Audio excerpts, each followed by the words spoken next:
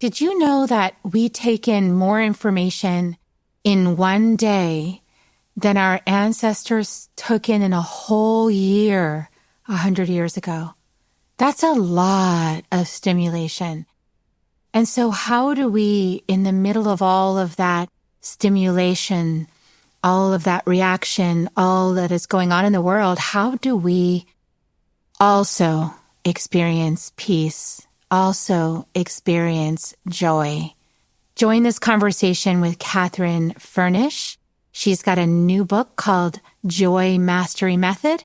I think you'll get some good insights in this conversation. Join us to find out more. Soul Nectar Show, the Soul Nectar Show. You're invited, delighted to discover who you are. Anything is possible if you believe.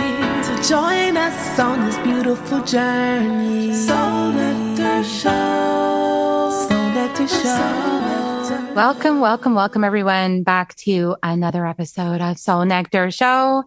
That show where we talk about all things essence, where we gather around the campfire and we share our stories of connection to that which is greater than us, the big mystery beyond the veil, to those synchronistic moments that lead us inexorably to a deeper understanding of ourselves and life and what we're doing here on this blue dot, spinning around in a solar system, in a galaxy, and how we can show up today with greater love.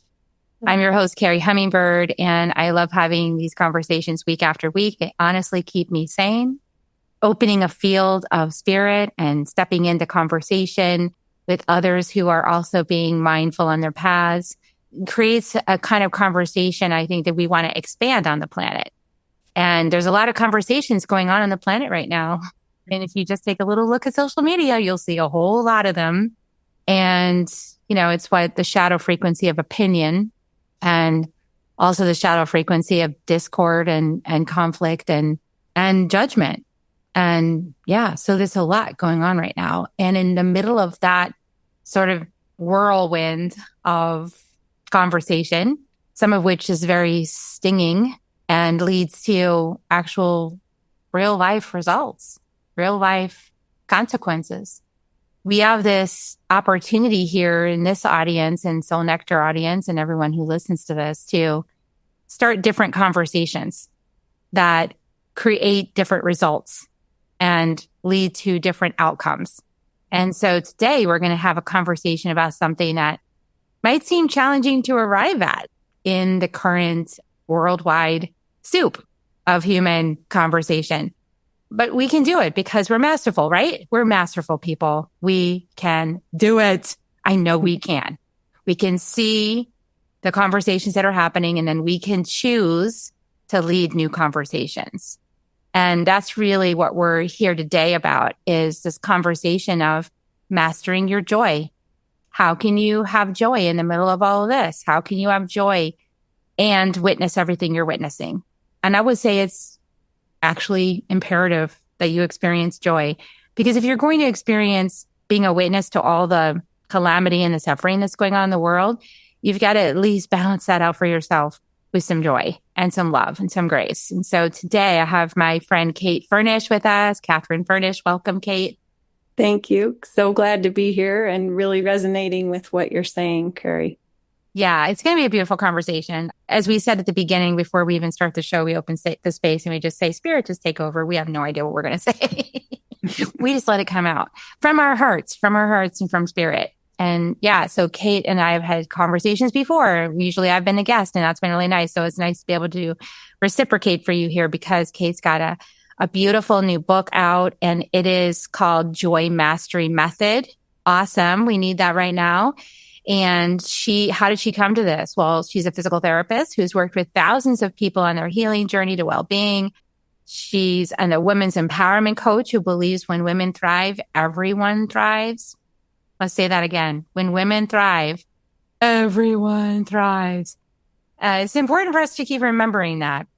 And she understands the high-achieving woman who manages it all and secretly wonders, when's it my turn to enjoy my life? When's it my turn? Because everybody needs something pretty much all the time.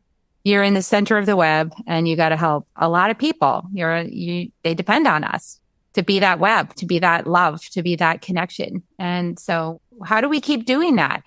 Because I think for some people, that web is getting a little frayed right now with everything that's going on, right? So yeah, so we're going to talk about that today. And there's 3 simple steps: simplify, stable, and source your life are designed to unlock your joy and fulfillment. We're going to talk about this today. And so welcome, Kate, to our conversation over here in Soul Nectar World. Thanks for being here.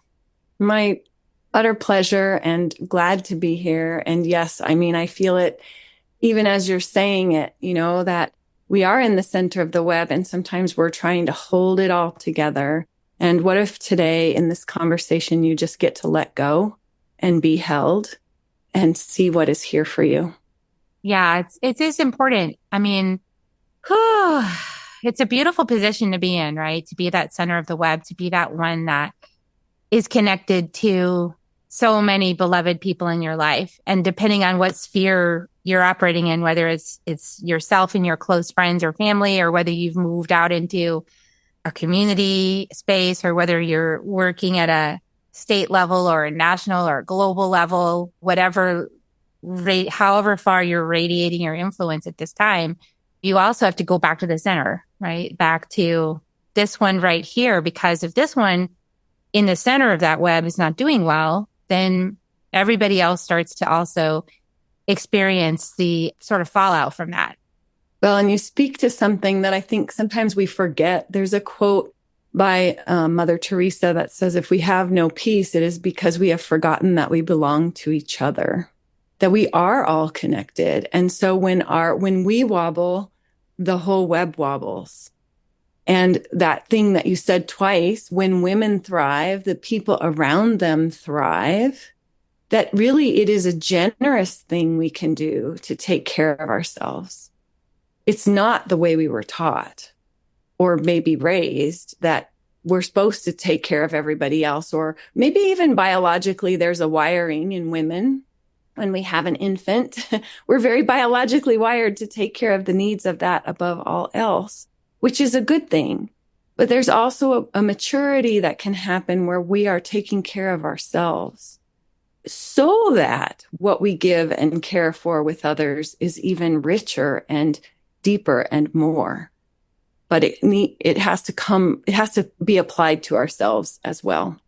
Yeah. And this is where it's kind of like our mindset is really important, because if we are sort of in a victimization construct, what's going to happen is that we're going to feel like we need to rescue everyone from their challenges. And then we're going to be putting a lot of effort out into rescuing other people from their challenges that actually doesn't go anywhere, because that's false anyway. You can't do somebody else's work for them.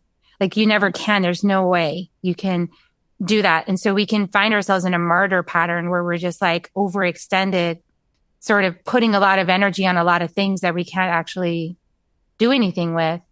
And that's where we've got to be really mindful of pulling that back and seeing people through a new lens, seeing people through, I know you can do this lens, switching into that coach mentor, you've got this.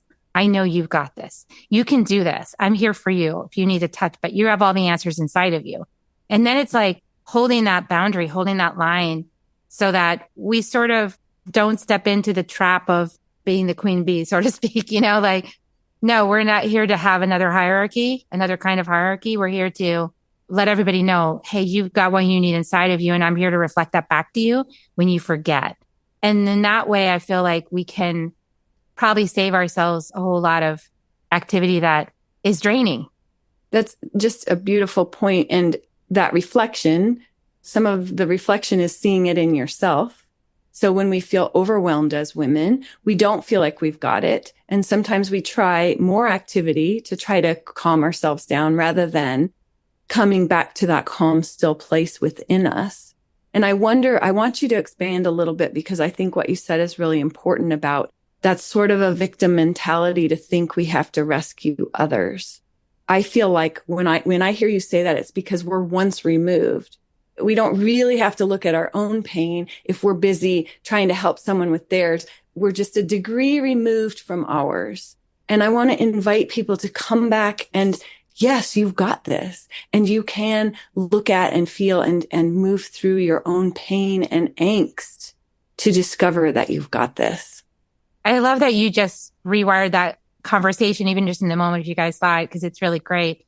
Is that a lot of times, yeah, what's the underlying motivation for wanting to step in and sort of fix it or offer suggestions to fix it or some kind of pathway to fix it?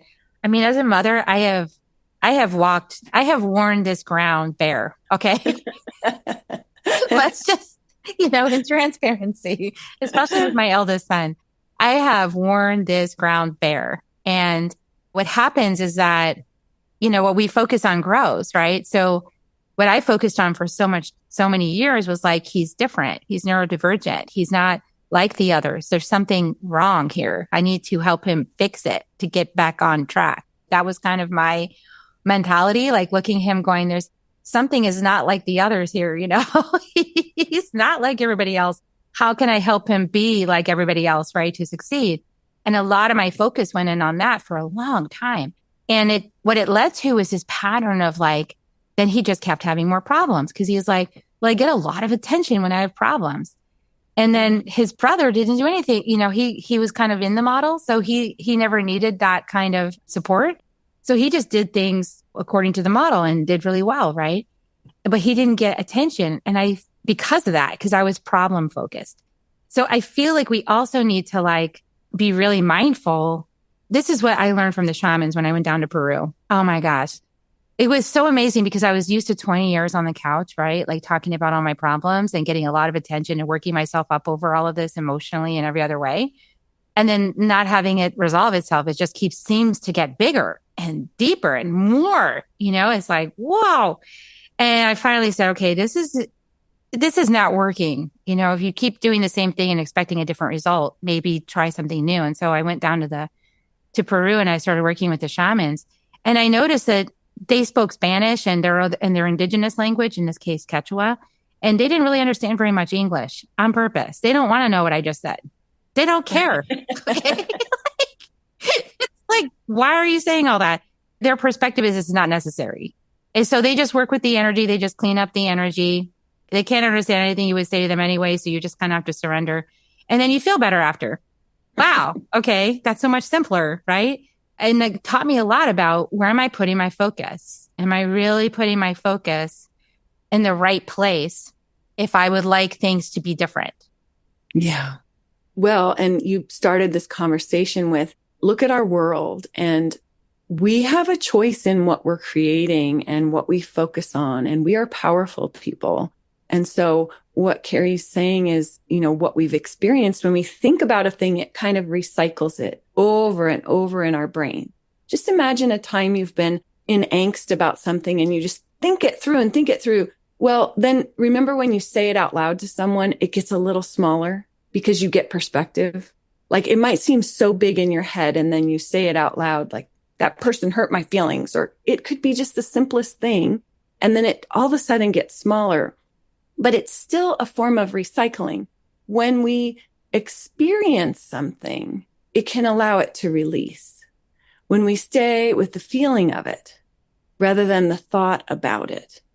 And so these really are skills of how do we move through our lives. So what she was talking about, the shamans could read her heart and her energy without the words. They didn't have to figure it out or understand the words to feel her. And so that's why they could interact and she felt better because they could see where the blocks were, perhaps, and get things flowing again. So I'm just fascinated by that. I mean, we have energy around us and energy flowing through us. And when we deny it and we just try to figure it out in our heads, we miss so much of what's available to us in life. I want to, if you'll indulge me for a second, just read the first line of the dedication of my new book, because I think it goes to this conversation. The first line in the dedication is, to all the humans trying to make it in the modern world, may you let go and live this adventure with joy as who you were always meant to be, yourself. Mm. That's so beautiful, Kate. Thank you. And so much of what we try to do is stop being ourselves. Like we're taught almost instantly to stop being ourselves. Yeah, or try to fit in and belong. And the irony is that so many of us feel so lonely. We wonder if we belong. And there's an isolation happening in the midst of a culture where there's so much conversation going on.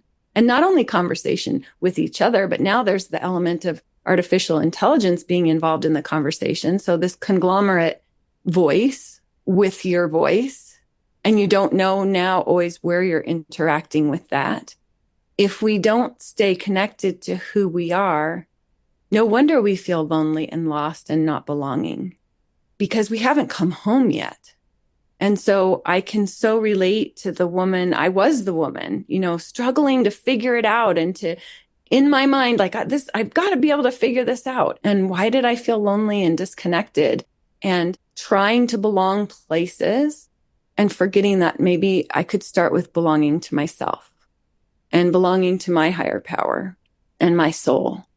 Yeah, it changes everything, doesn't it? When we are able to really fully connect with the source of who we are, which is never gone. Like it wasn't missing. It was just kind of in the center, covered up by a whole bunch of other stuff that was false, right? So I love the image that Michelangelo gives of carving the statue of David. And people asked him, how did you carve that statue? How did you know what to do? And he's like, well, the statue was just in there. I just carved away what was not the statue. And that's what we're doing. It's such a spiritual thing you just said. It's like, wow, we are carving away through spiritual work. We're carving away what is not us. And we're not like throwing it out. We're going, oh, that served me. That garment I wore as myself, as my identity, that served me. That served me for a while. It taught me something about myself. It taught me something about what I like, what I don't like, what I want, what I don't want. It taught me that. And so I can honor it as having taught me that experience. And then I can lay it down and honor and release and now be liberated, be lighter, right? In my essence. And then more joy is inside there, right? I mean, the joy is inside the essence, right? I mean, that's where the joy is. It's like, it's at the center of the Tootsie Roll Pop. Yeah. It's unlocking your own joy that actually can be there no matter what, even in the most difficult circumstances. We think that joy is one of those other things where you think you want to get there. I want to be happy, or I want to achieve this goal, or I want to get to joy. But what if it's already there within you? And then can we hold that and experience that even in the midst of deep sadness and grief, even in the midst of a world that feels like it's going crazy? And why would that be important to hold that? Because your joy helps me connect to my joy and remember that perhaps it's going to be all okay. Maybe it's even going to be better at some point. And we're just going through a rough patch, a big one, an extended one, perhaps, but an important one, to come to these realizations and awakenings of who we really are. Yeah. And I think that the more we can soften judgment for ourselves and others, the faster we'll get there, because it's a lot easier to let go of things when you're not in repulsion to them. Repulsion energy is going to push it away. You're going to try to get rid of it, cut it out of your life, burn it. And when that is the intention, it just simply magnifies it and brings it closer, because we haven't accepted it. I feel like allow, accept, embrace, medicine of the gene keys is like really powerful medicine as a mantra. Because that is, once we do that, like you said, we feel it. You were talking about feeling it. We simply experience what needs to be experienced. Like we might have a revelation that we said something that we did at the time when it first came out of our mouths. And then it came out and we went, oh. And we had that moment of like, oh, oops, that was a shameful thing to say, and that did not land with me. That's false. You can feel the resonance of false when you start tapping into the resonance of truth. The resonance of false becomes more clear, and then even comes out of your mouth and you go, oh, that was false. So now what do we do in that moment? That's what's most important. It's not that it came out because it needed to come out. it needed to be surface to the light. So, but what do we do with it? Do we love ourselves through that moment of learning? Do we go, oh, wow. Do we let it be a realization, or do we double down on defense or even direct judgment inside, or do we direct judgment outside and defend it? So which way are we going to go, to defense or soften into acceptance? And acceptance doesn't mean that you don't have preference. I have a lot of preferences. Yeah, or integrity in what you stand for. But it also, there's a freedom in what you're describing, if I'm hearing it right, of the acceptance of, and that's the first chapter of the book is called Surrender. I mean, there is a point where if we can surrender to what is, then we start to have choice. When we're constantly fighting against what is, we're so busy fighting or pursuing that we don't really have a choice. We get on autopilot. And when you accept something, then you can look at it and then you can choose. And that comes from a different place than reactivity. Yeah, because it puts a pause in there that I feel is like self-created safety.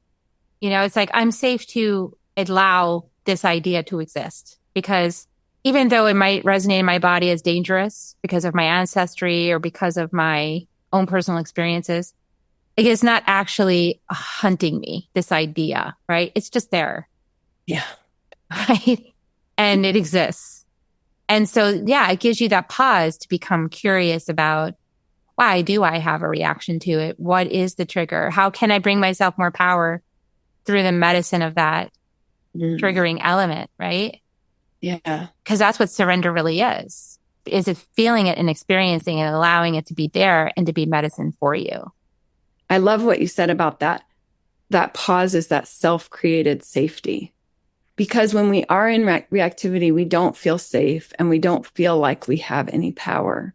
And so I'm still remembering the listener that might just feel that fear and feel afraid and feel like I don't even have the space to take a pause, and invite you to just a 5-second pause and then expand that to a 10-second pause. And you will find in choosing that, perhaps you do have the 5 or 10 seconds or even 60 seconds or 5 minutes.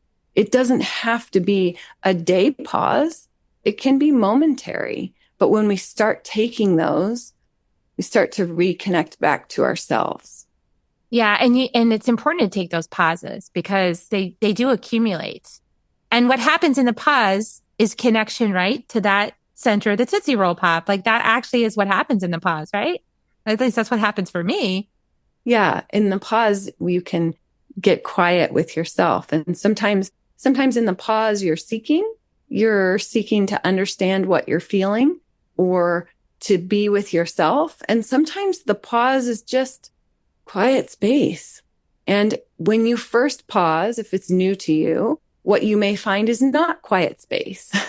What you'll find is the angst and the chatter and lots of thoughts going by. And just go under those thoughts and stay with it. Let them pass through and see if you can find a little bit of quiet inside yourself.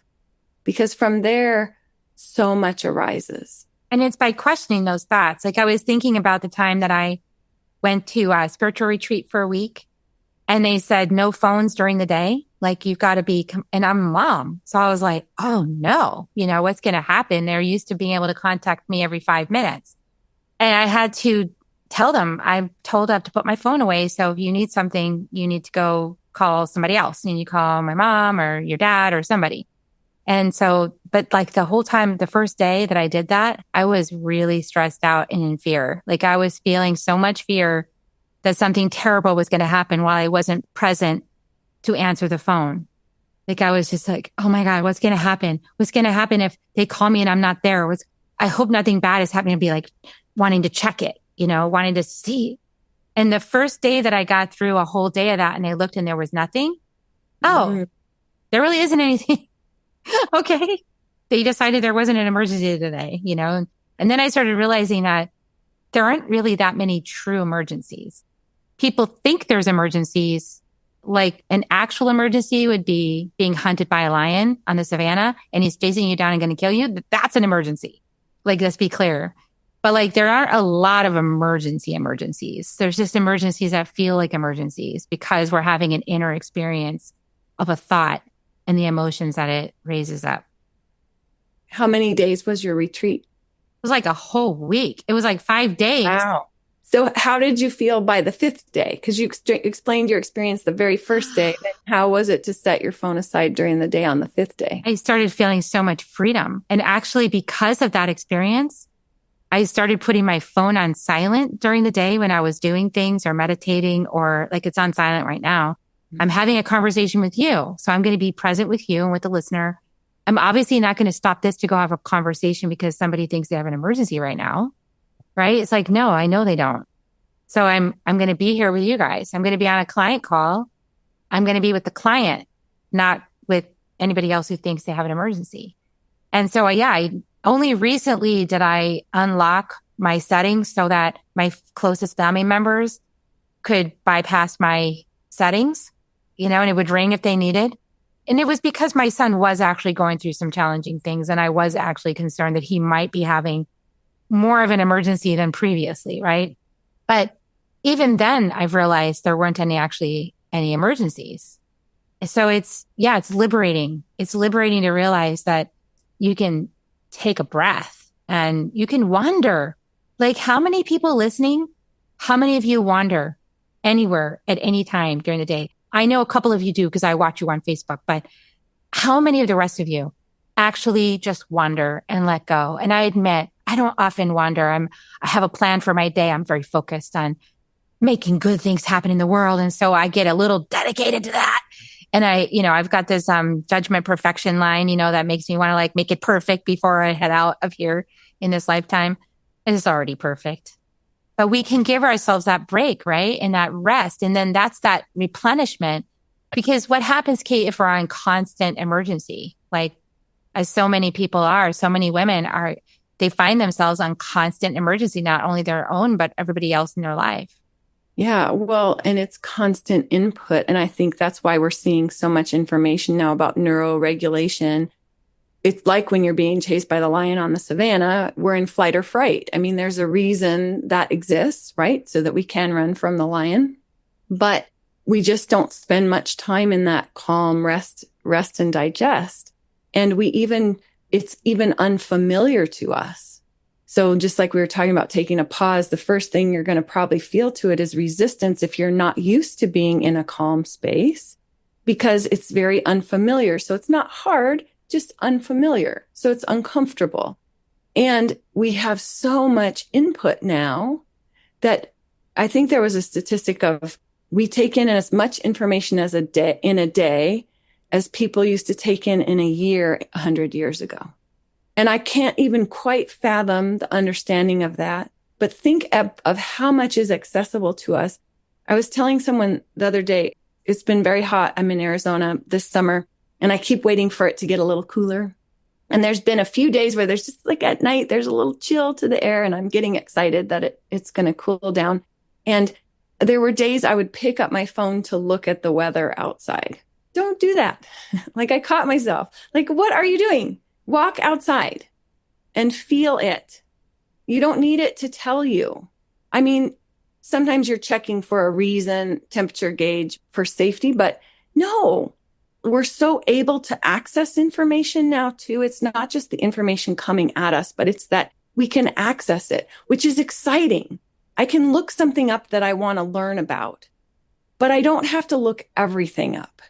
And I don't have to forget how to use my own intuition and knowingness. Otherwise, I just think that it's all about knowing the facts about everything. And there's so much beyond the factual understanding of life. Yeah. And we don't actually have, like the shamans, remember the shamans, they don't need to know the whole story in order to have compassion. Because we can feel without even knowing what just happened on Facebook or whatever news broadcast you listen to. We can feel it in our body. I can feel it. And I go, oh, something happened today. I don't know what it was yet, but I send love for whatever it was, send compassion for it, hold it in my body. I'm not having anything in my life that's like that. So I know it's not me. I'm just something I'm picking up on. because of that web of entanglement, that web of connection. We're so connected like the mushroom mycelial network down under the soil. It's just that we forgot we are. And so it's really important to take that pause. Like you said, use your body, go outside, stand on the earth. Your body has a lot of more wisdom than the phone. I actually grew up pre-phone, not pre-telephone. The kind of phone I had a curly wire attached to the wall. So you could stretch. I could stretch as a teenager, like from the phone all the way into my room and stretch that cord all the way out. But that was about the extent of it. I didn't have my own smartphone. Yeah. I didn't have that till I was working, in high tech. And it was like partway through my career. So I forget what life was like without that phone. And also the phone for me, when it really started taking over in my life, was because I felt lonely. Yeah. And so that feeling of social connection was important. Like when I was getting a divorce and my family all the people closest to me were really upset about my choice, then I could be on social media and feel like I was getting love and appreciation from people I'd never met in person, but there they were. And so we could have this, that could be a substitute for the actual thing, which is simply just being with yourself. And that's a beautiful thing that you reached out for support too. I mean, there's a lot of good things about it, that we can connect with our friends around the world, and we can connect with like-minded people and hear different thoughts too. And there's a piece of that, but then there's also a little part of it that's designed for sort of a positive hit to our brain. Just like they would talk about, kids would get upset if they didn't have so many likes to a post or something. Oh, that's great when someone likes it and it feels good. But if it becomes all external approval or appreciation, then we can really be pulled apart by that. And so there's the caution with that. And I think we're on that bridge because there's people now that have grown up. There's always been smartphones in their lifetime, whereas you and I have a time where we didn't. When you hear a phone ring, if you didn't have a smartphone, when you heard a phone ring, you would run because you only got so many rings until it wasn't there. There's no call. This was also before answering machines. I mean, that's how far back I'm going to go. Okay. So there was an urgency to catch that phone call. And it was before all the spam calls too. So it was probably someone you wanted to hear from. And having to even retrain people that grew up in that time, you don't have to rush now. There is an answering machine. They will call back. If it's important, they'll leave a message. There's different ways now. So we've gotten more freedoms as it's progressed, but then also more constraints. It's a fascinating thing. It's part of the human experience, right? How do we assert our freedom in the midst of all the constraints? And how do we utilize the tools that we have rather than being used by the tools that we have available? Yeah, it's the old question of, are you going to let the horse lead or are you going to lead the horse? It's the same conversation, different circumstances. Different horses. Same conversation. And so for women, I think it's really important, right, that for that is to be in your mastery, right? Is to be in your mastery of your own joy. And then that is actually the emulation of a way of, like, just by being that, teaches others by example how to take care of ourselves. And so self-care or self-focus has gotten a bad rap as being selfish, but it's actually quite necessary for us to have that, especially if we're empathic, for us to have that time out to digest, like you said, restore, replenish, digest everything that's happened and kind of like be in that receptive state. Yeah. Without being bombarded. Yeah. And the level of discernment you're talking about too, like Carrie's developed her empathic qualities, right? So she can even discern now when she feels something, oh, that's not from what's going on in my immediate life. I feel it in my body. Something happened in the world. That's mastery. And joy mastery isn't about being a Pollyanna of like, oh, no matter what, I'm just joyful. No. Thank you. No matter what, I can also connect to the space of my joy, the space of my peace, the space of my love and compassion. In fact, I protect that because the world wants to chip away at that. And no, like that space is important.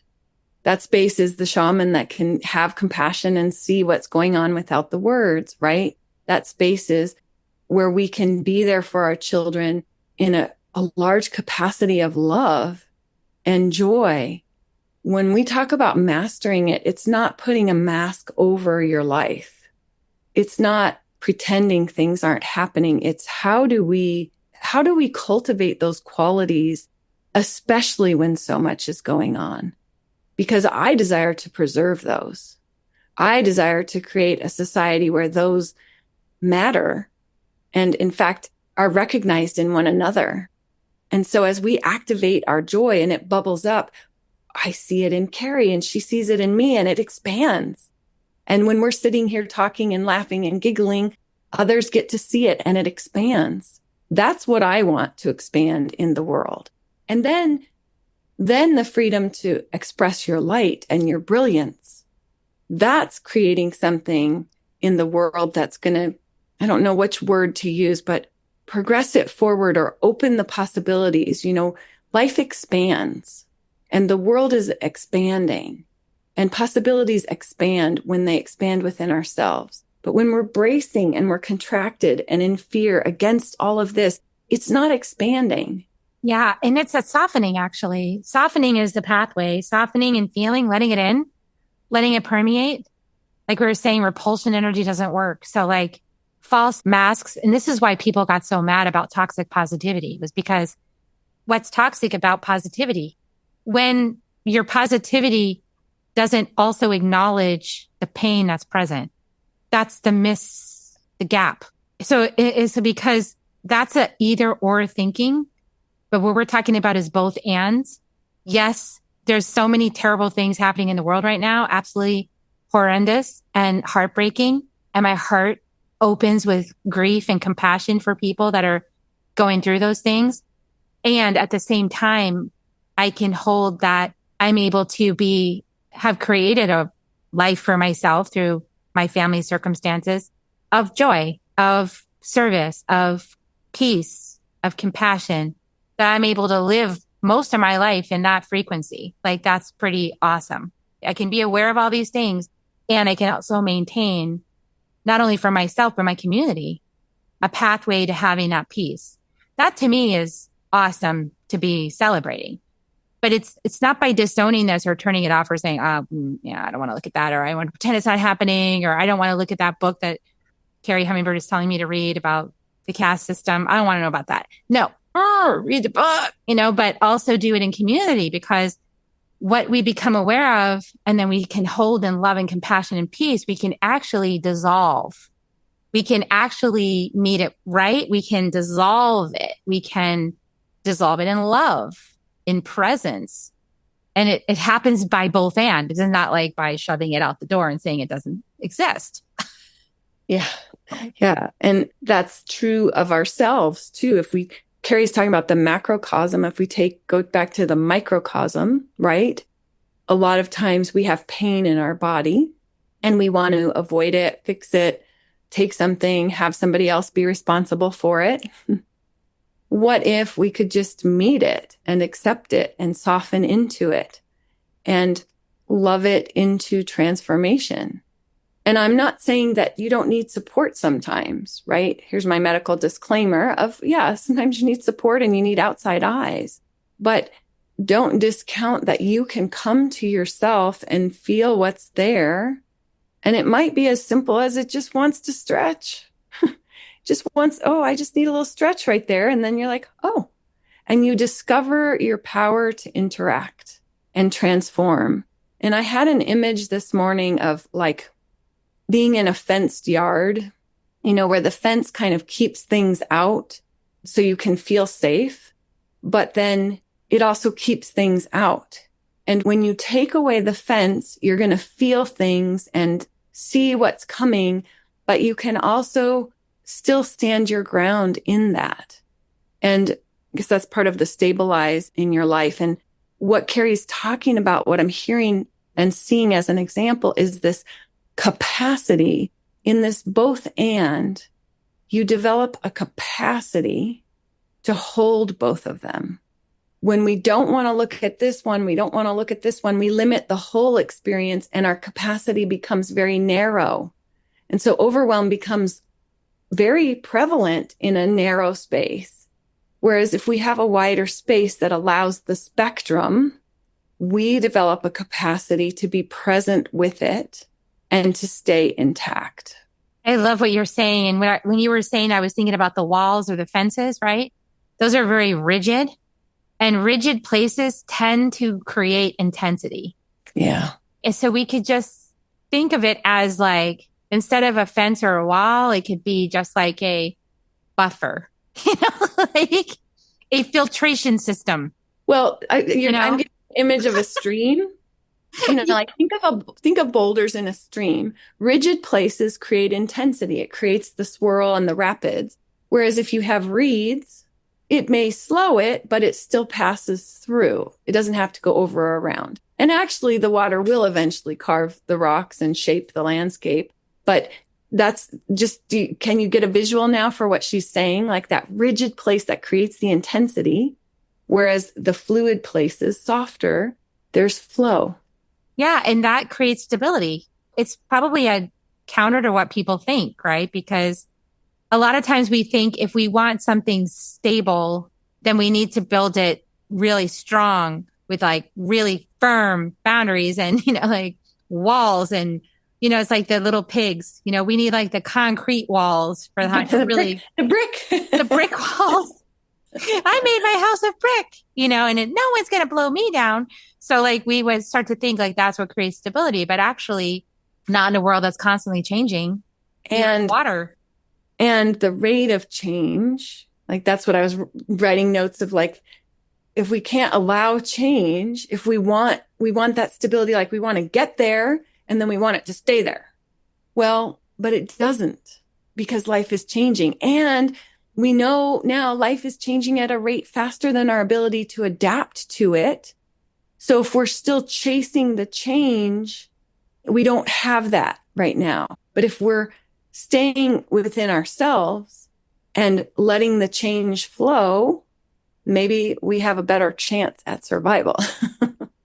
Yeah. And that just comes down to the mindset of, do you believe in a benevolent universe or one that's going to condemn you? And that's an important question to reassess, I think, for everyone, because it's going to be easier to surrender to life if you believe it's benevolent. Yeah. I know that you also wanted source, so source is, of course, I feel like is our source. All of this is designed to help source, our essence, shine more, right? Come out from the center of us, radiate more, be more part of our lives, more regular part of our lives, more immersed, not like something that we bring out on Sunday and say, yay, I'm with source today, I'm with God, yay. But like every day, all the time.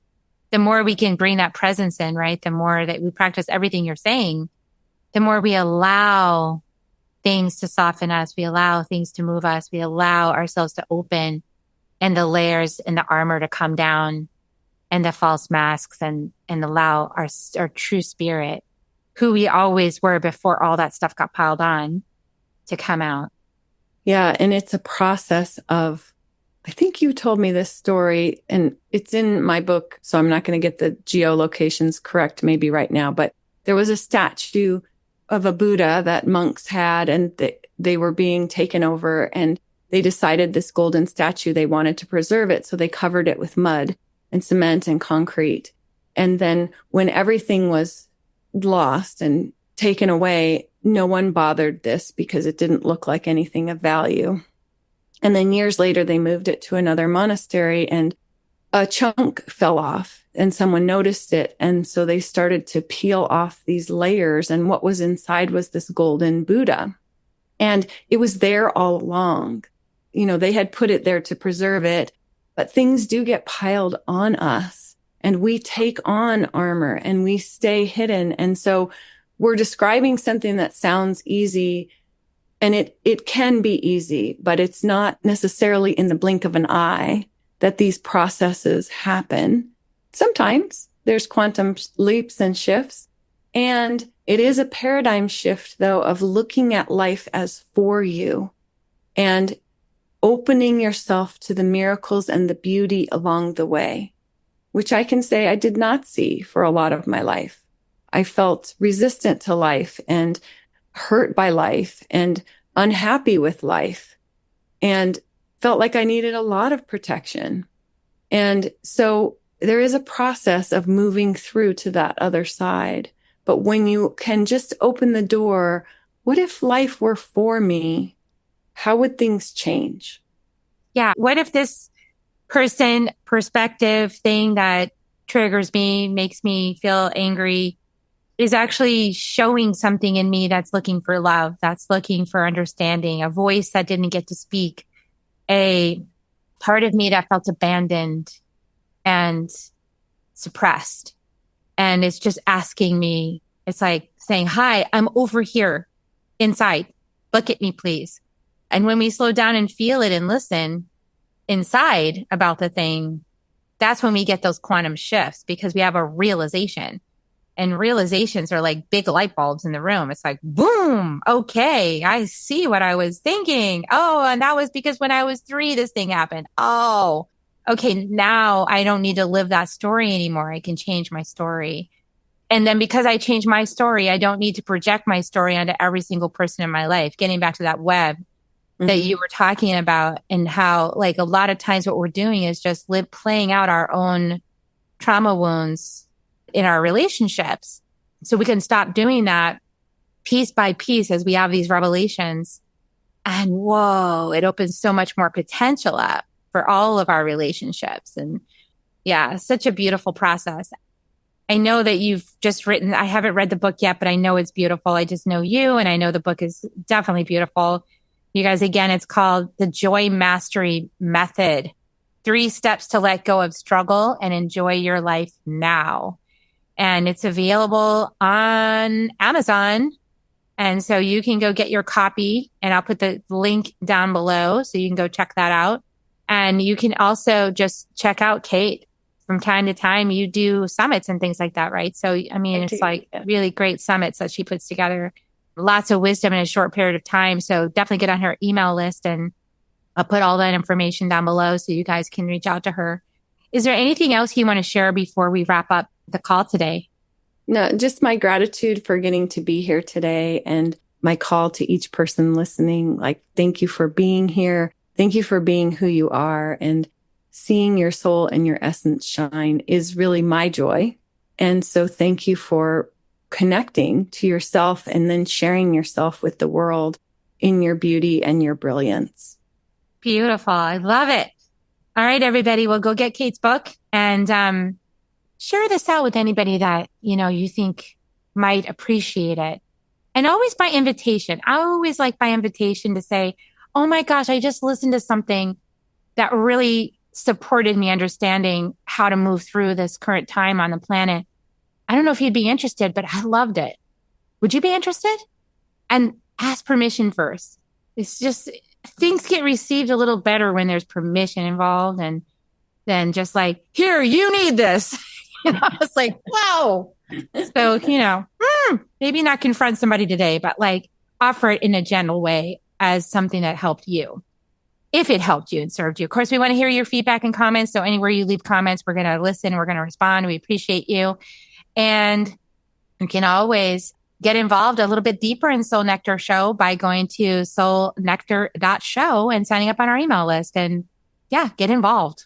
Come be part of community. All right. So here come your kisses, everybody. Would you like to join me, Kate? I'd like to give everybody kisses on the way out. Here come your kisses. Here they are. Love you guys. We'll see you next week on Soul Nectar Show. Bye for now. Bye.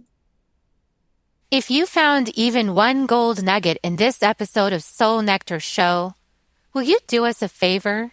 Will you subscribe, like, and share this episode? Maybe even write a comment and let us know what you thought about it. We really, really want to engage with you at a much deeper level. Let's be part of community together. Have a great week, everyone. Bye for now. To dive in deeper to nourishing conversation, visit soulnectar.show. Soul Nectar Show. Awaken away to show. Take a sip from the drip of nectar, from the source of who you are.